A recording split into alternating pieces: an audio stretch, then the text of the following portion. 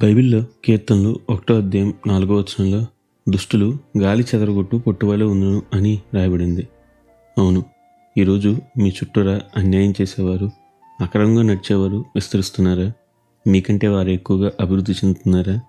అయితే వినండి, వారిని చూసి వ్యసన పడక దేవుణ్ణి హత్తుకునే ఉండండి. అలాగే వినండి, ఈరోజు దేవుడు మీతోనే మాట్లాడుతున్నాడు. మరి ఈ రోజును దేవుని వాక్య ధ్యానంతో ప్రారంభిద్దామా?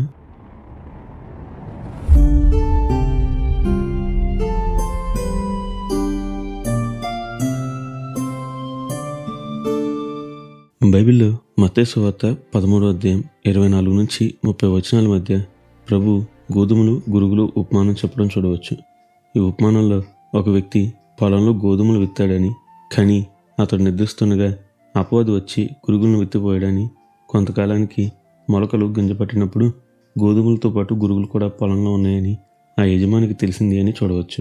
అయితే దాసులు తాము వాటిని పెరికివేస్తామని అంటే బహుశా గురుగులు అనుకుని గోధుమలు కూడా హాని చేస్తారు అని వాటిని ఏమి చేయవద్దని ఆ తోట యజమాని వాటిని కూడా ఎదగనిచ్చాడు.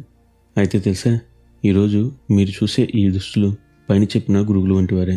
వారు ఎదుగుతారు, దేవుని యందు భయభక్తులు గలవారు కూడా ఎదుగుతారు.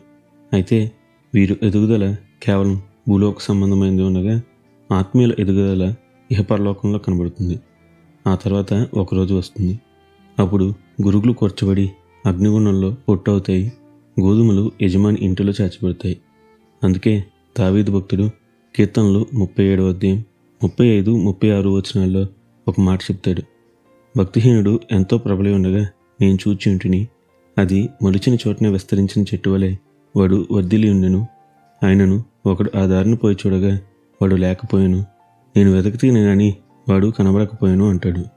అందుకే ఈరోజు దుష్టులను చూసి వ్యసనపడి వారిలా ప్రవర్తించడానికి ఆశపడక, వీలైతే వారి రక్షణార్థం ప్రార్థించండి, ప్రేమతో సువార్త ప్రకటించండి.